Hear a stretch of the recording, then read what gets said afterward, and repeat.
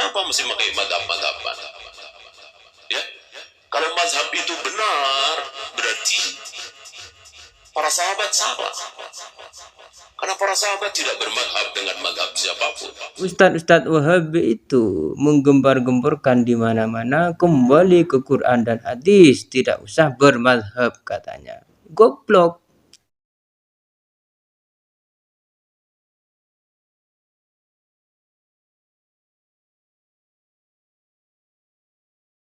Assalamualaikum warahmatullahi wabarakatuh. Bismillahirrahmanirrahim. Allahumma salli wa sallim wa barik ala sayyidina Muhammad wa ala ali sayyidina Muhammad. Amma ba'du.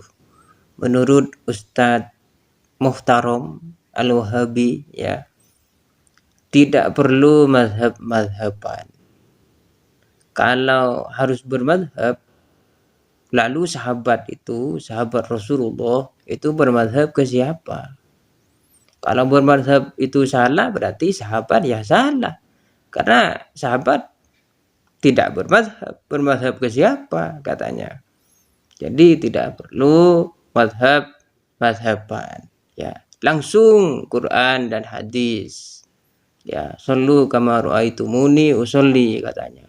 Salatlah sebagaimana aku Rasulullah salat. Ya, jadi langsung Rasulullah. Ya, begitu kira-kira kata Ustadz Muhtaram Al-Wahabi, ya. Nanti kita tanggapi, tapi kita simak dulu videonya.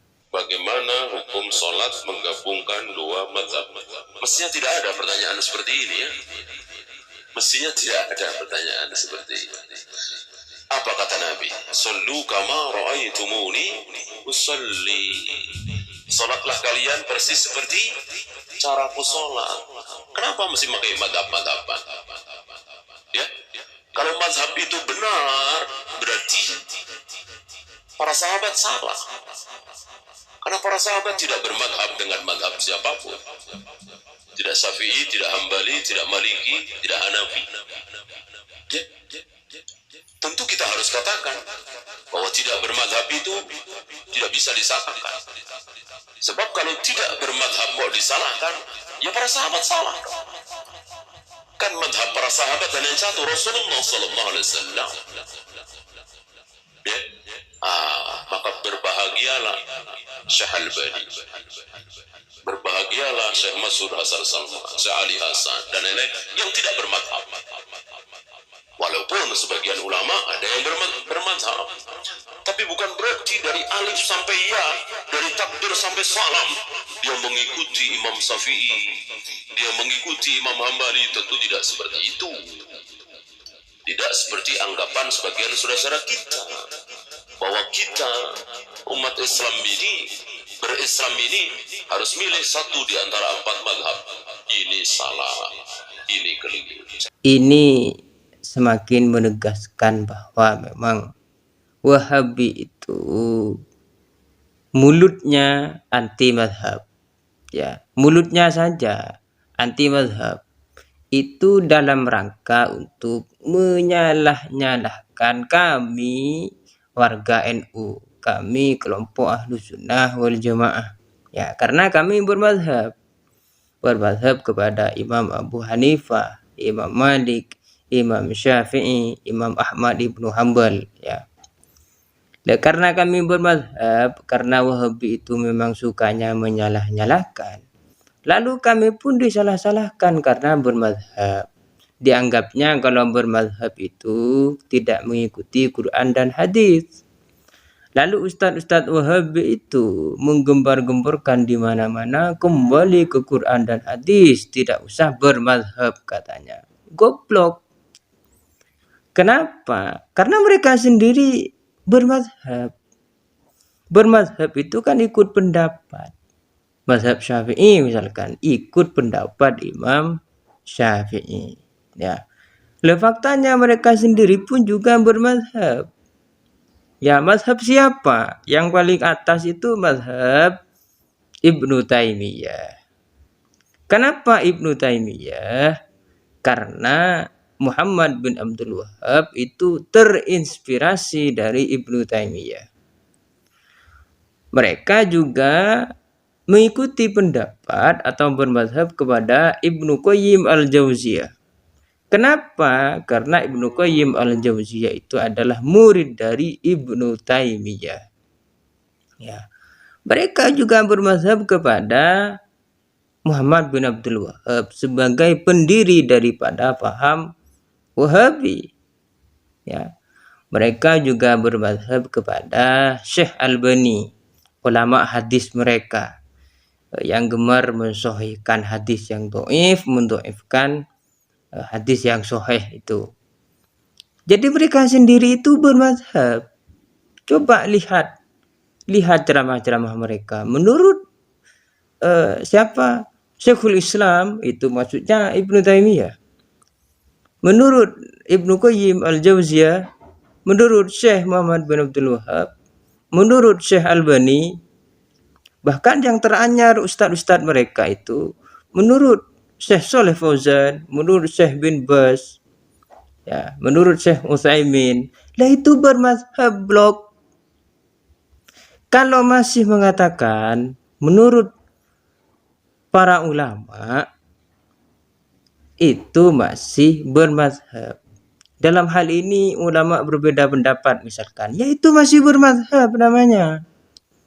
Ya, menurut Syekh Utsaimin, menurut Syekh Shalih Fauzan, menurut Syekh Albani, menurut Syekh Muhammad bin Abdul Wahab, menurut Syekhul Islam Ibnu Taimiyah, menurut Imam Ibnu Qayyim al-Jauziyah, itu masih bermazhab, bos. Lalu katanya tadi, sallu kama ra'aitumuni usolli. Rasulullah bersabda demikian, salatlah sebagaimana kalian melihat aku salat. Itu yang dijadikan dalil untuk tidak bermazhab. Nah, bagaimana caranya ente bisa sholat dengan melihat Nabi? Bagaimana? Kalau sahabat yang bilang begitu, itu betul karena sahabat semasa dengan Nabi. Kalau antum gak mungkin sholat dengan cara lihat Nabi. Antum mesti bisa sholat itu dengan melihat minimal bapak ibu antum, orang tua antum, atau melihat guru antum sholat, kemudian ditiru. Lah itu namanya bermazhab. Ya. Oh tidak, misalkan saya langsung buka kitab hadis Sahih Bukhari, yaitu bermazhab juga namanya. Bermazhab kepada Imam Bukhari, Imam Muslim. Ya.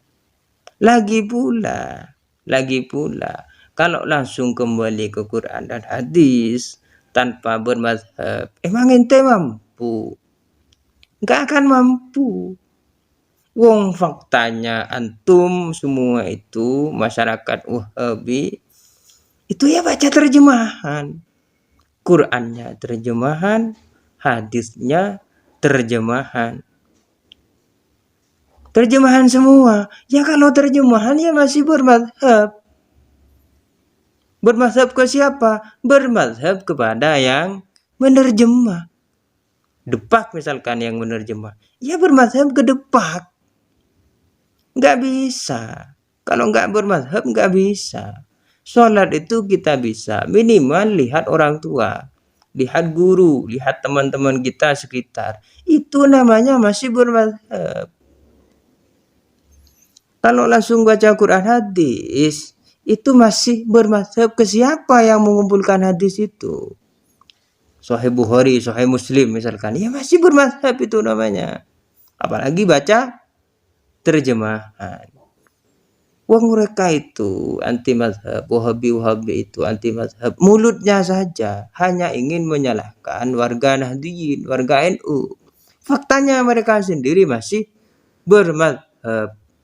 Ya, nggak bisa mereka nggak bermazhab. Wong Wahabi itu lahir dari Muhammad bin Abdul Wahab. Ya, wong ulama hadis mereka itu masih Albani.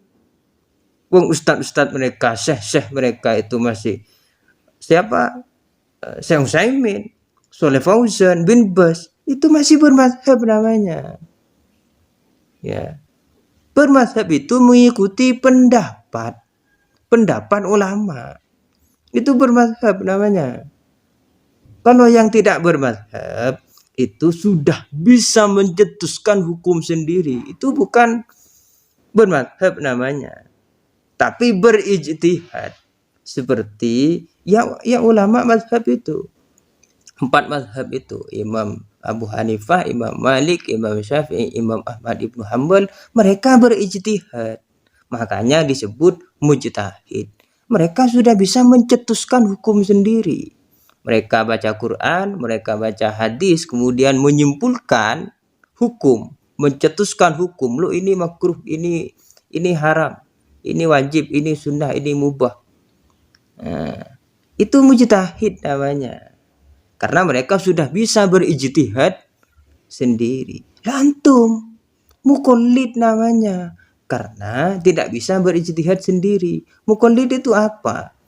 Orang yang taklid, yang mengikuti pendapat. Yang mengikuti pendapat. Pendapat siapa?